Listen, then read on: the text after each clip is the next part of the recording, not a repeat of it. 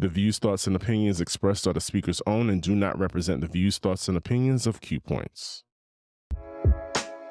Welcome to I Come Alive, Stories of Black Gay Atlanta Nightlife. I'm your host, DJ Sir Daniel. This series strives to tell the stories of Atlanta's gay nightlife from the perspective of the people who lived it. For many, living in nearby states such as Alabama, Mississippi, and even Florida, Atlanta represented a safe haven because being seen going into a gay establishment could mean risking your safety. This episode, you will meet Jimmie and hear his stories of working in a juke joint as a teenager to now embracing his role as an elder in the Black gay community.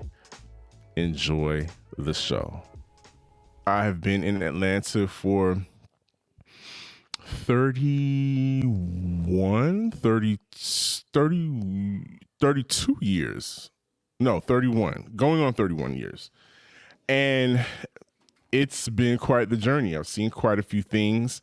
And one of the things that really caught my attention or piqued my curiosity as I got older, as I witnessed the city grow and change, was the diminishing presence of a lot of Black and queer spaces, mostly due to the fact that Black people didn't necessarily own quite a few spaces, or we got pushed out because of the city's growth, or we got pushed out into further away from the city. There's lots of different reasons as to why the Atlanta Black gay culture has shifted, but I'm still curious as to know what other people think about it and their perspective on everything and what do they foresee for the future. So with that being said, I have another fantastic guest for you all. I met this young man probably is well over a decade now. And prior to us starting this recording, we were talking about growth. And I think we've witnessed each other grow. And one of the things that's changed about him is that his names and his personas evolve over the years. So I'm going to let him introduce himself because I lovingly call him Jimmie because that's how I was introduced to him. But Jimmie, I want you to go ahead and tell the people what you're going by these days and how they would know you because you've had your online presence as well. So please introduce yourself to the audience. Hi, everybody. I am Grab Your Jimmie. That's the name I really go by. I initially started as Jimmie Valentino. I have wrote on different blogs, even including my own. Most of you may be familiar with what's not what's the tea. Actually, is what's the tea.com. So I'm lying. What's the tea.com with Tron. I also was a pseudo intern for the Better Days Radio for a moment. I forgot about that. You are absolutely right. I forgot about that. So we really have witnessed each other's evolution over the years. And yes. I think so as a DJ, I remember one of the spaces that I gained my chops and got my practice in was our good friend Michael Slaughter's house parties. Yes. Michael Slaughter is legendary for having wonderful house parties in a home he used to have in the Cascade area of Atlanta. Some of you may be familiar with that area. Very well-to-do, old Atlanta money, old Black Atlanta money. Yes. For sure. And, once upon a time, I don't know, I think I asked him, I was like, I'm starting this DJ thing. I have my own controller, my laptop, can I come through and play? Because I think he used to use, what was his name? He was a dancer. He was a dancer as well. No. You talking about Junior? Okay. Junior. Junior, yes. Yes. Um, Mm-hmm. he's moved on We to know what other. he does now. He's in the entertainment field and more so on the adult side of entertainment now. Yeah, But I know he used and a to, shelf, and a huh? shelf, and a shelf. Exactly. And Tony, your best friend Tony, Yes. um, for years, I I lovingly call the both of you, the two of you are my Sydney and Shireen. Because Okay. no matter where we were, the music was playing. Jimmie and Tony were like the first ones out on the floor, cutting a rug, and I live to see y'all dance together. Yeah, it just used to do my heart good, and I would be like, those two, and y'all are a little bit, quite a bit younger than me, a few years younger Mm. than me, but you all have this spirit of dance and really appreciate music, all music, and I really appreciated that about you and Tony. Um, so as we get this conversation started, Okay. let the audience know where you from originally and what brought you to Atlanta. Okay. So I was actually born in Cincinnati, Ohio, so which explains my musicality because of course Ohio is known for all the funk, Mm-hmm. new disco artists like Midnight Star, the Isley Brothers, the Ohio Players, Function, and the OJs. So I grew up around that kind of music, but once I moved down south, I think I was like a kid. I don't remember the time we moved to Alabama. Um, cut and listening to, which is so funny. I just watched the Stats Music documentary, which my aunts and uncles played Stats Music, blues. And so when you talk about the musicality of why I know so much music is because of that, because my dad, I got introduced to more music through my godfather. And so that's when I learned about house music, uh, techno, and all the different kind of things. Because I was used to the in the South, I really admit I hated rap, Southern rap because I thought I wanted to be in the source. I wanted the bubble goose. So you mentioned your godfather, and you told me this story before, but tell the audience about the establishment that your godfather ran and how you got and the role you played in your godfather's establishment.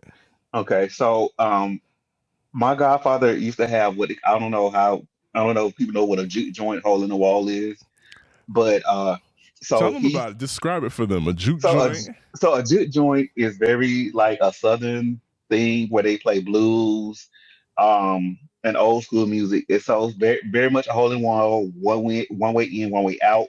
If Mm-hmm. they started fighting, you better try to find the nearest exit as much as you can. Mm-hmm. Um, can I curse? Yeah, go Um, ahead. drunk niggas and bitches Okay. and drinking moonshine and whiskey, corn liquor.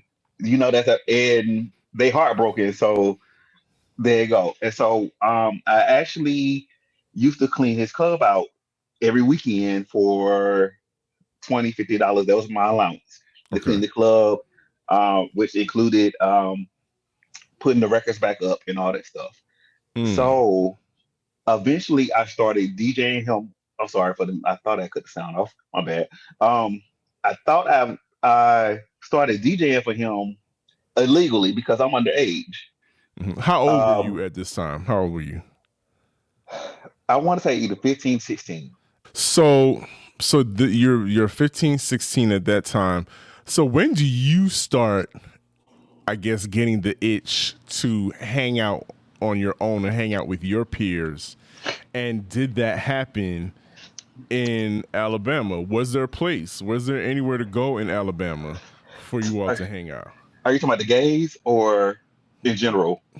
Well, I mean, because there might be some overlap. Let us know if there's any So overlap. there's an overlap to this. Okay. So when I so I will admit I never hung out with my peers, either one of my age. I try Mm-hmm. not to because not saying that I was better than anybody, but my mind was on totally two different things.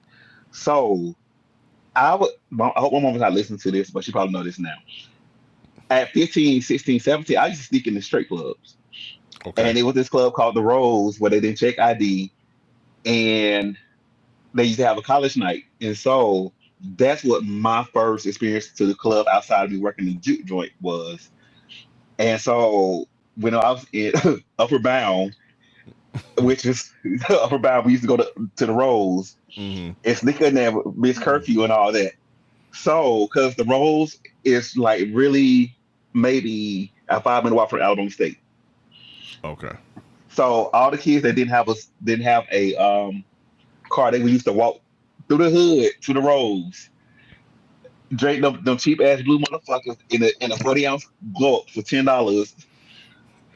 That It sounds it's terrifying it to my. sounds good as a 21 year old or below that what are you supposed to be drinking, but you was drinking. Mm-hmm. It sounds good, but older me is like, oh, that's a headache and that's a Awful. disaster. Oh my So god. that's how I actually got into the club, and then especially my idea of the club was very much, and God, oh, I can't, I know he canceled now, but it was very much Puffy Bad Boy, Mm-hmm. Hype Williams scene, like very much that walking to the house parties and all that stuff. So when the tweet said earlier, I missed the era when the club was like hot in here with the sweat and all that stuff. Like, Mm-hmm. no, that actually did happen. You just wasn't there. And Right. fortunately for me, I was there um, when in Alabama, which is crazy. When Busta Rhymes in Alabama, where people would used to have dance routines to where put your hands where your eyes can see, and they were doing the Muppet Baby dance. I remember that to this day. The girls used to twerk to "Before I Let Go" by Maze, which was so weird to me. But it's This is twerks. Alabama. Okay. They just shake hands. So it's a lot of things that I'm gonna try to say in this podcast that Alabama was turned because the first time I actually heard Jill Scott getting in the way was at the strip club because the girls taking their clothes off Mm-hmm. to get in the way in Charlene By at the Anthony strip club. Hamilton. Yes. Wow. That's a pretty big range Yes. for the club, but I get it. I get it. And so now, so you set the scene as for what was happening with your peers when you were in college, and I'm assuming this was on the straight side of things. Yes. So when where did you go when you wanted to sow your oats as a were you closeted? Were you on the DL? What did you consider yourself? I will say a lot of people because I'm laughing at it because I'm laughing at it now. Mm-hmm. They would consider me trade back then, which was so funny to me. I'm like, but because at that time I was very much I'm not gonna say I was very much hood.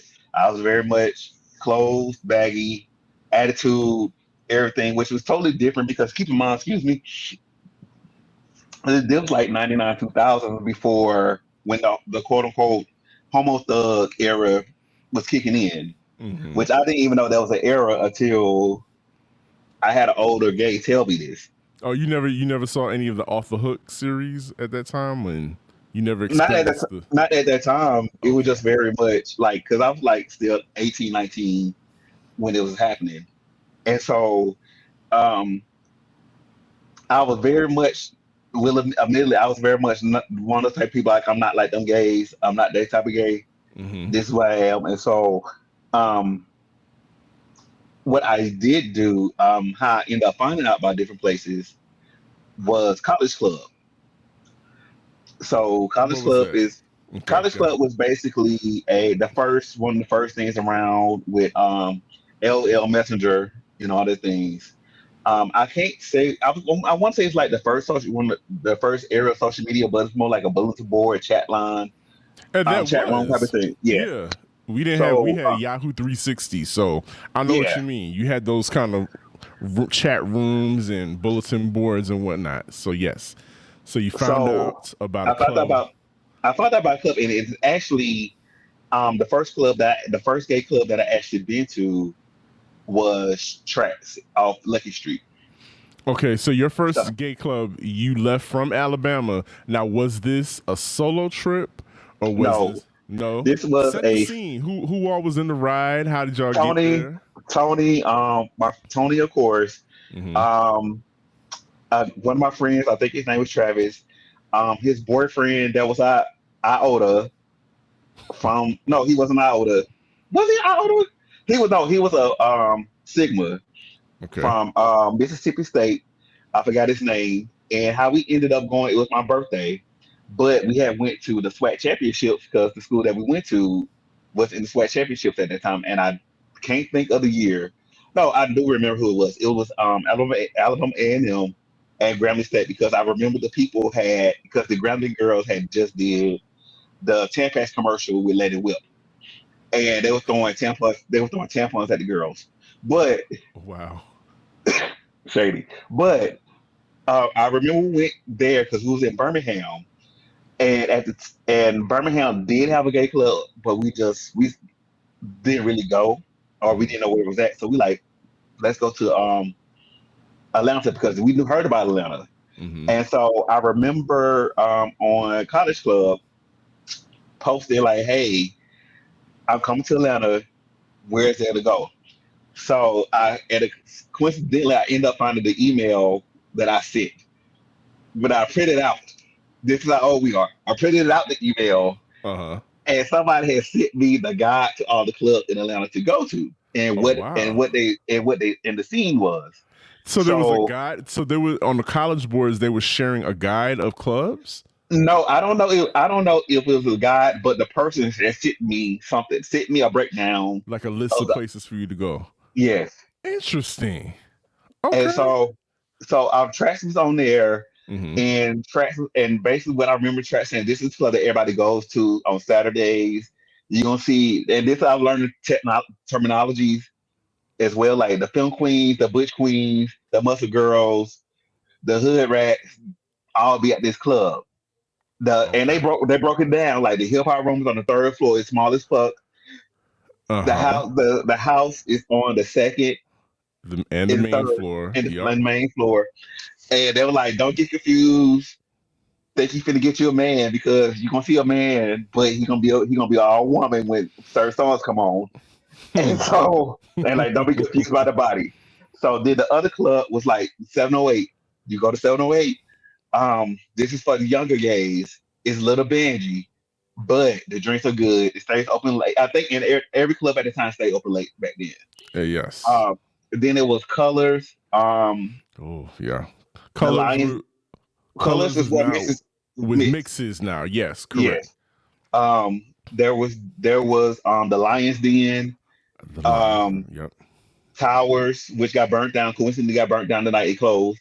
Um, You know, I forgot about that one. Towers. yes. Was the Marquette on your list? No. Really? Because The the Marco. Marquette has been around forever. So I don't know why the Marco is not on our list, and I don't and I don't. I take that back. I don't know if it was. I don't remember it being on our list. Okay. So, but definitely the Towers was on there. Lions Den, the Chaparral was on there. Um, it was another couple of clubs that I can't remember. Backstreet was on there. They was like, Mhm. this is the 24 hour. You want to go use your drugs? Go there.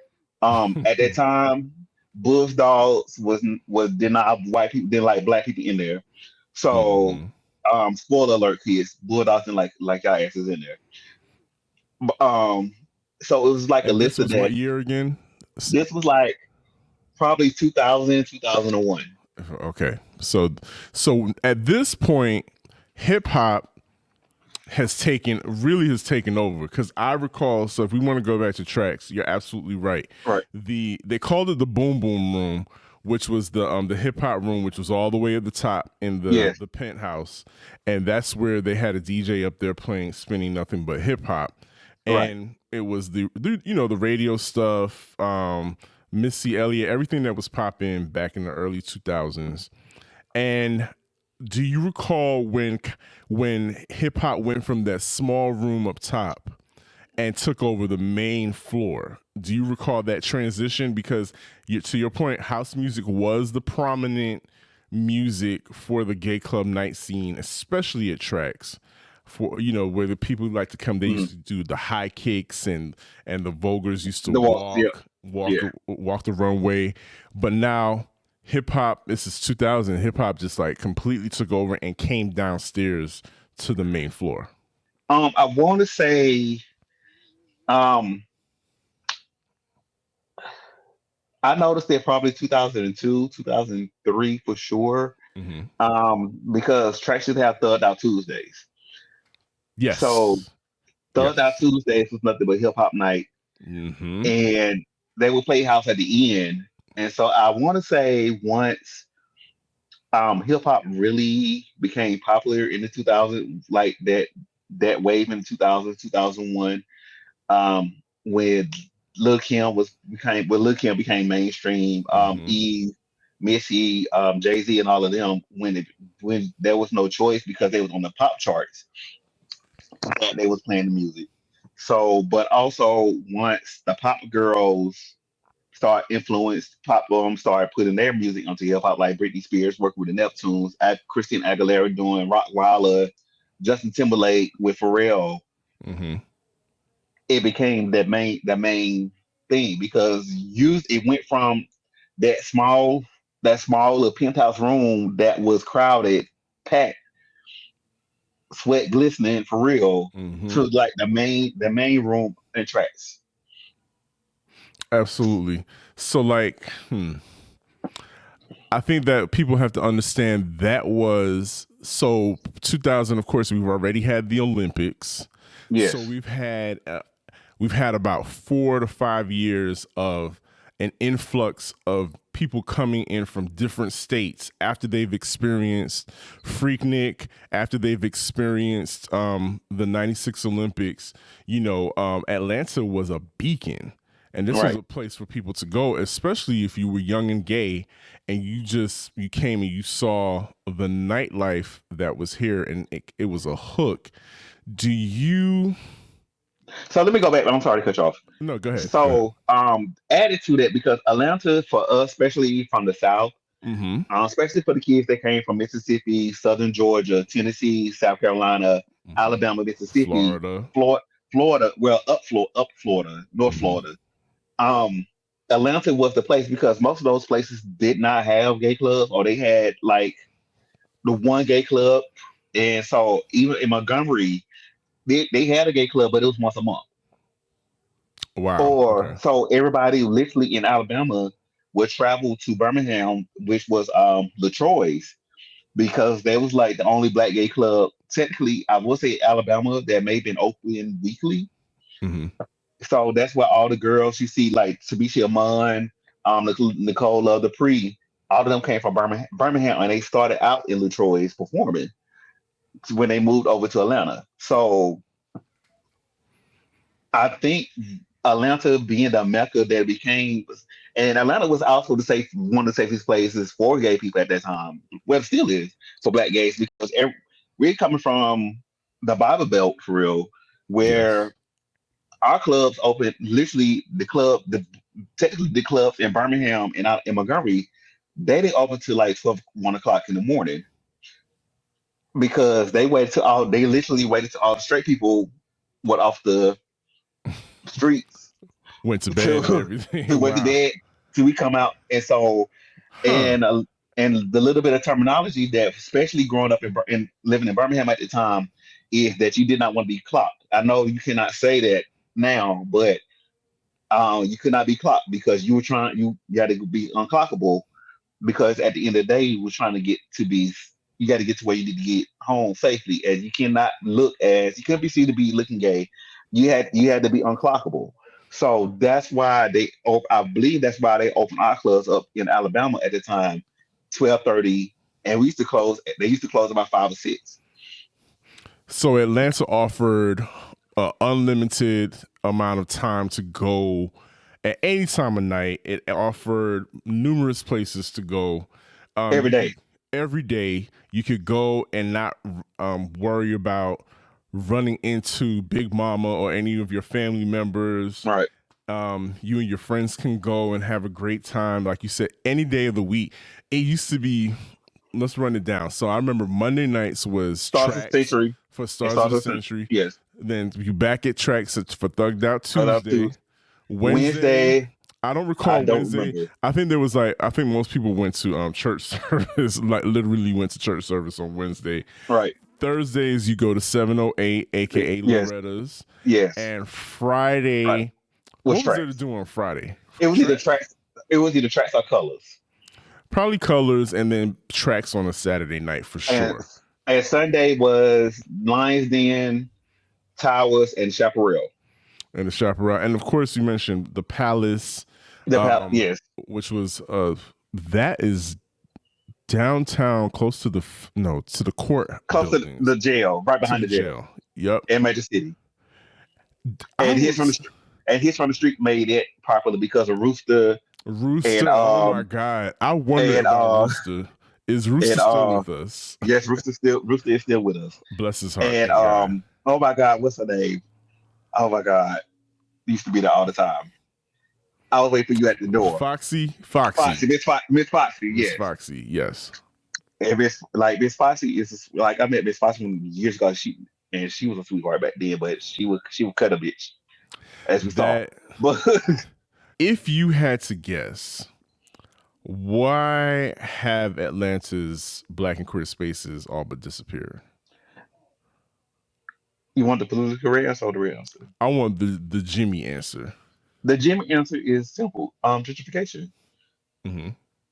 Because so what it is now, most of the places that are places were became high valued, meaning they became hot commodities for when Shirley Frank said every day's a new opening day in Atlanta, that was her slogan. It literally became that.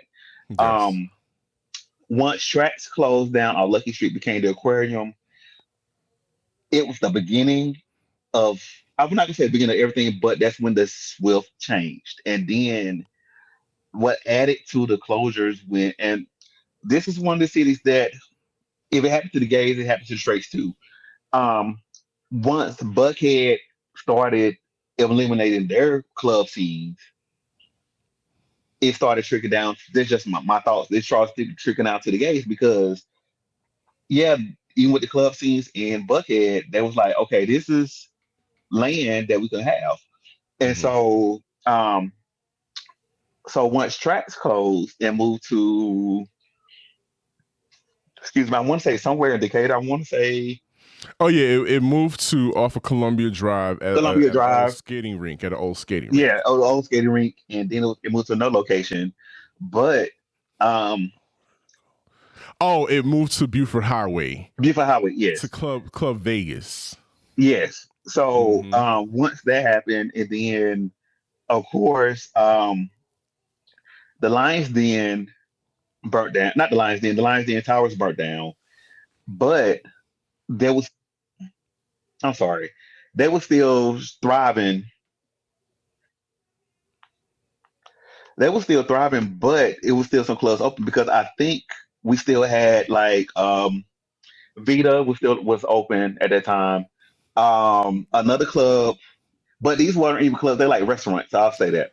Yeah, because what you're describing, and for the listeners that don't know, because like your established clubs like Tracks was starting to close down, Yeah. and like Jimmie was saying, a lot of the bars and the saloons were closing down in Buckhead, where a lot of mostly white college kids were hanging out.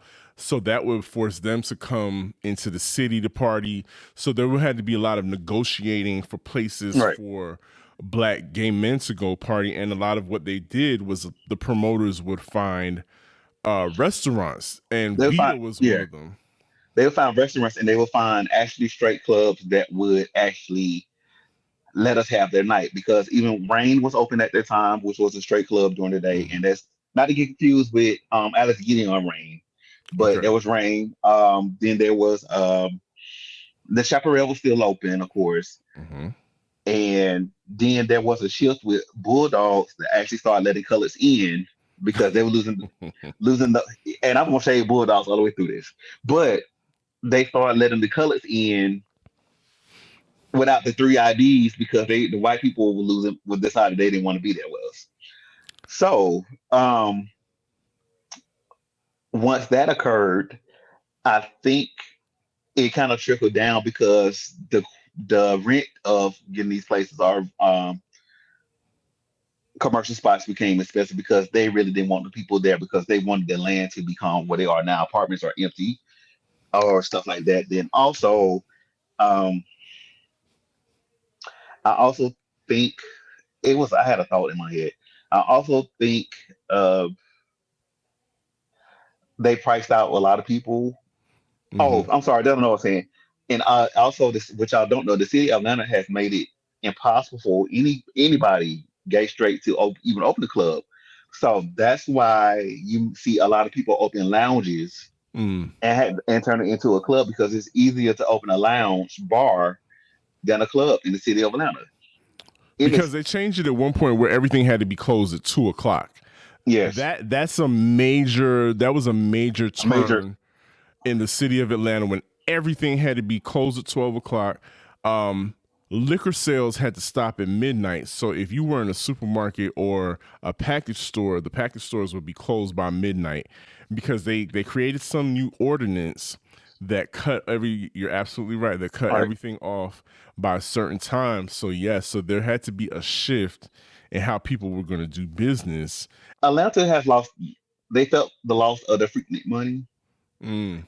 and somehow the word of mouth, like Freaknik, Gay Pride, Atlanta Gay Pride, took off. Which still to this day, as people may hit shade Atlanta, at the end of the day, you still bring your black asses down here every Labor Day and every MLK, because you ain't got nowhere to go. But Indeed. um, they saw that money come in because every hotel was booked. Now I'm not gonna say they got paid at the end of the night, but Are you every referring to hotel. stunted credit cards, Jimmy? Is that what you're referring to? I don't know what you refer to, but they may have stayed there, but they Uh-huh. may not get you may but you may not have gotten your money. But Okay. that brought it that uh, Black Gay Pride brings in money to the city and the Certainly. surrounding areas, or it did at one point in time. Um, Added to the fact that, to the point that they start reporting on the news that this is Black Gay Pride weekend, which is very rare for a city to ever mention it. So between that, what else goes on? Comic Con, um, Oh yeah, the um, Dragon Con is what they would. Dragon Con, yes, Dragon Con, which is drag all day. You get the girls in drag, More overlap, yeah, if you more ask me. overlap, yes, and then you got the kids coming in for the college games. At that time, Little Day weekend was a thing, and or Jermaine Dupri was having a Yes. thing. So Labor Day, not just for the gays, it was like literally everybody came in.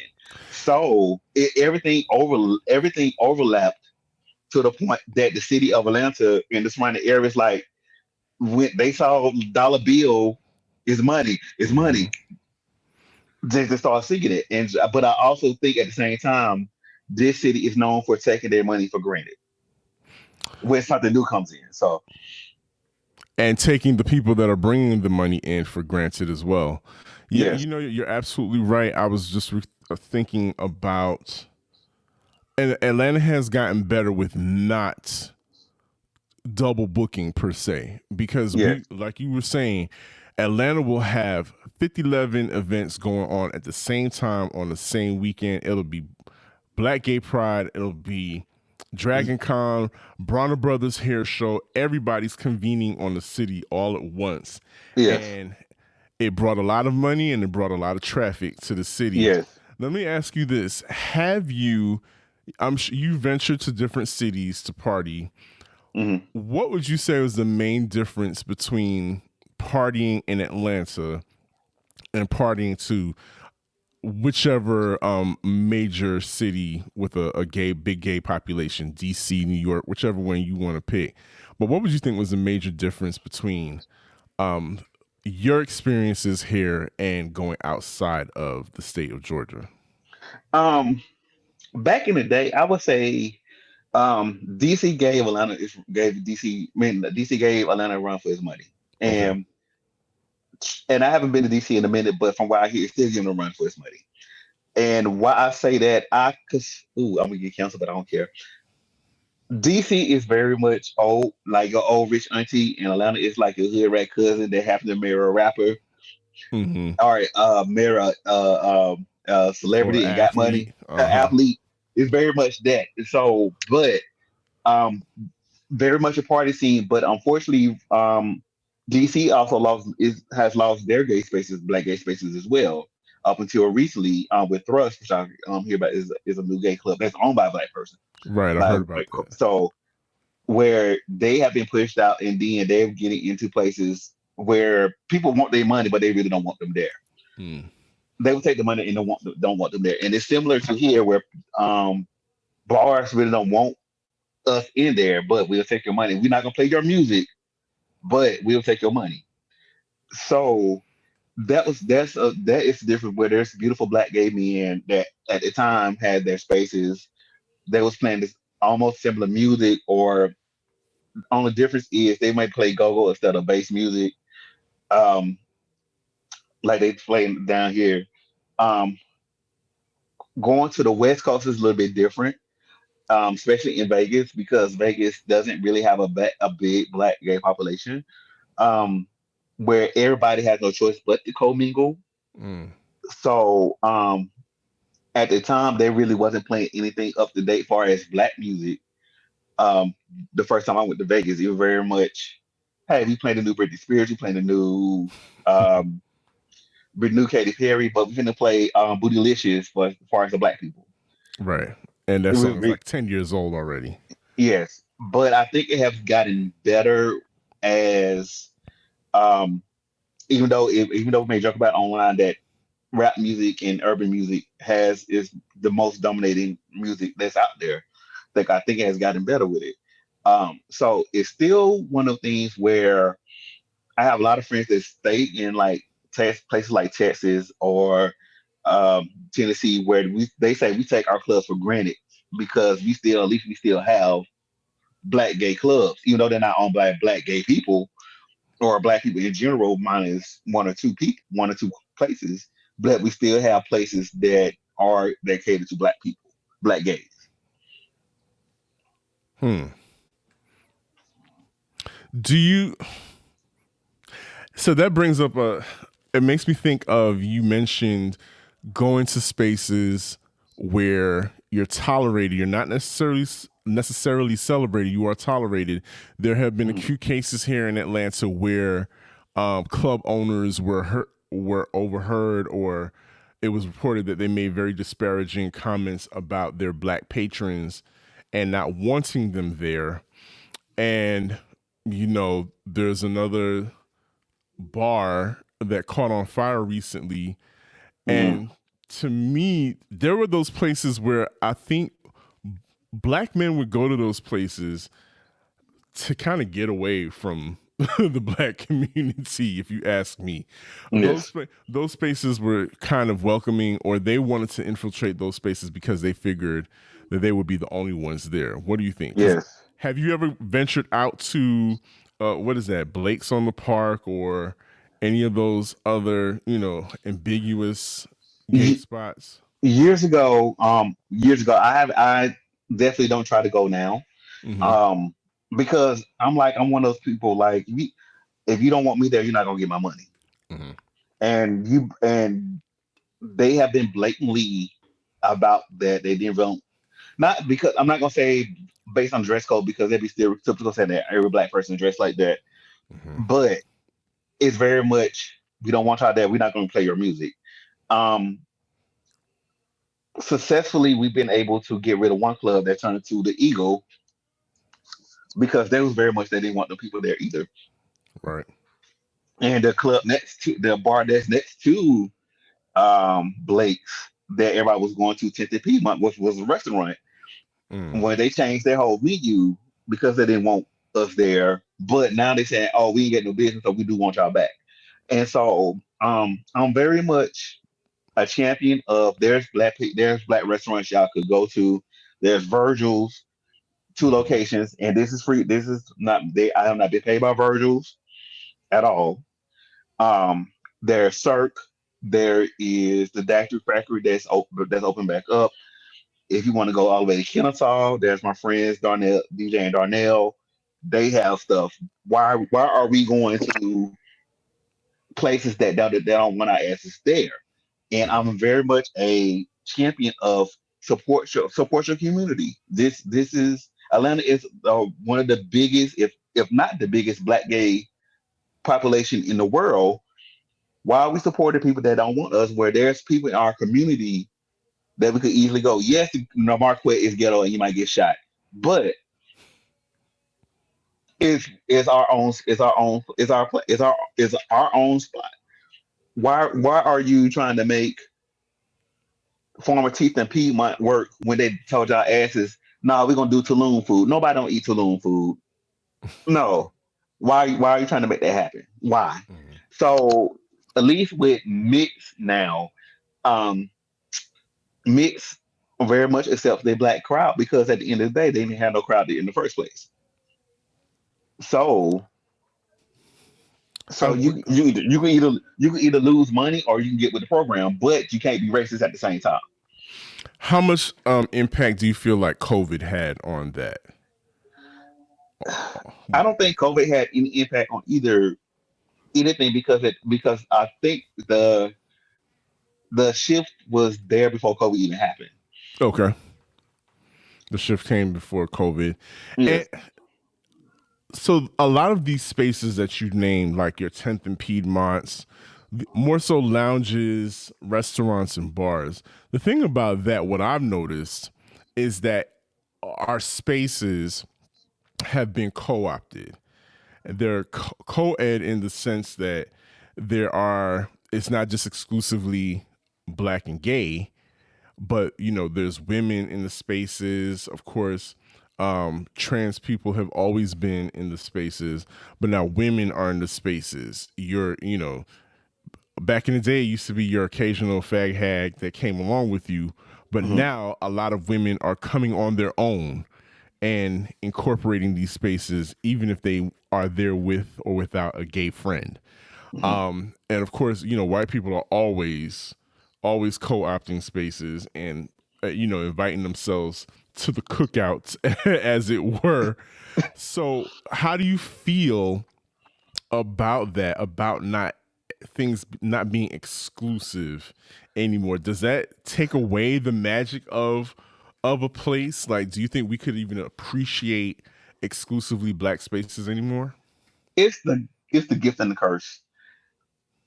And why I say that is the gift because we all wanted acceptance, we all wanted love, Mm-hmm. we all wanted equality, we wanted the be accepted by our straight brothers and sisters, black, our family, and all that stuff. Mm-hmm.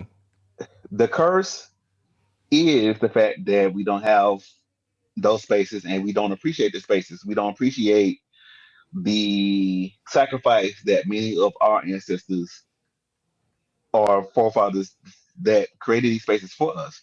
Keep in mind, the reason why these spaces were built is for us to be safe. Wasn't, and not saying that we're not safe around straight people being in our spaces, but it was the time that could let us and be our true self or who we want to pretend to be that night, but be safe in that space. And I think we take for granted that the purpose of the gay club and the gay bar, the punk bar, was for us to conjugate.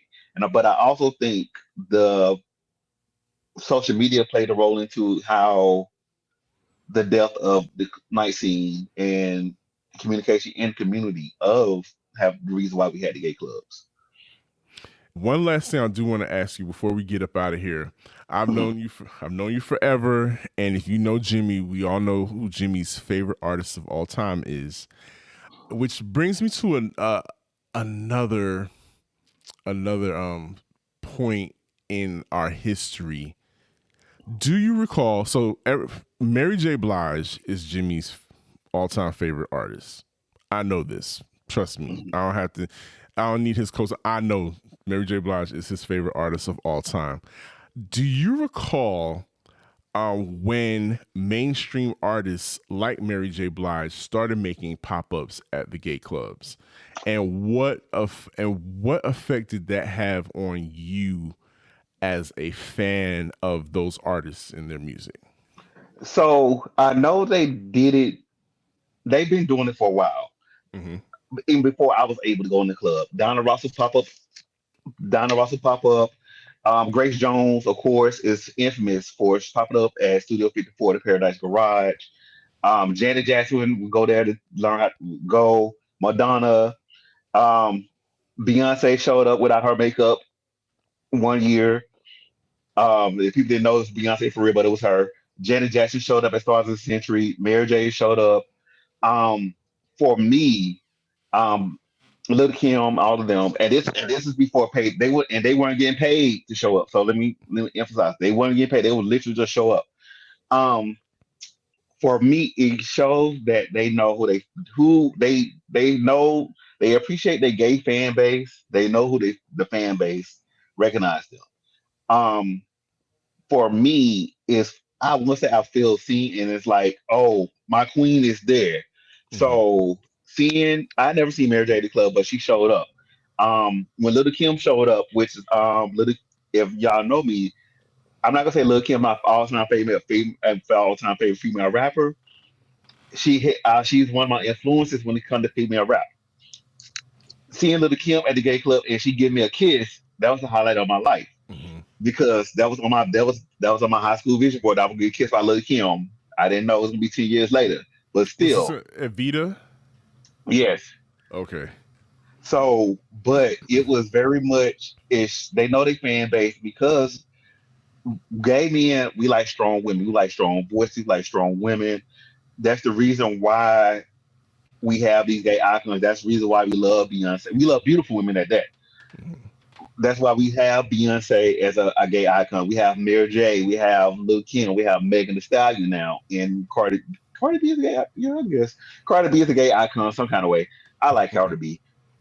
We have these girls, these women, Rihanna, because they have this attitude of I'm performing for a crowd. I don't take no shit while looking good, and I'm also singing empowering music that is uplifting to the community. So even with house music divas like Robin S., Martha Wash, Barbara Tucker, gay men and divas is always going to be there. They've been that way since Billie Holiday was singing in the fag bars on the low, Right. and even with the bulldaggers. And I can say that because they were called bulldaggers back in the 40s when they were dressed. That's what they called themselves. Mm-hmm. Yeah, because So from what I understand, bulldog is strictly a term that was created for black women, yes, and they were. and, Yeah, and to this day, we don't call white lesbians studs. We reserve that term strictly for for black women. yes. So that's So another story. the history is there. So when we see these artists, and it's also in today's society that we see these artists still support us because, as you know, um, which I'm gonna bring it up anyway. We're gonna go back underground soon because of the way shit is happening with the legislation against LGBTQ. So we're gonna have to go back to the underground eventually. It feel like we're going back to the underground. So um, we gonna need their support. We still gonna play their music. We still gonna listen to Pink Friday. I'm not, but we still gonna listen to Pink Friday. But and we gonna still gonna play Madonna. We gonna play these girls because they've been the soundtrack of our not only our lives but our liberation as well. Thank you for listening to I Come Alive, Stories of Black Gay Atlanta Nightlife. Brought to you by Q Points Productions. Special thanks to the Counter Narrative Project 2024 Media Roundtable for their support as well. Make sure you become a Q Point subscriber so that you don't miss the next episode of I Come Alive.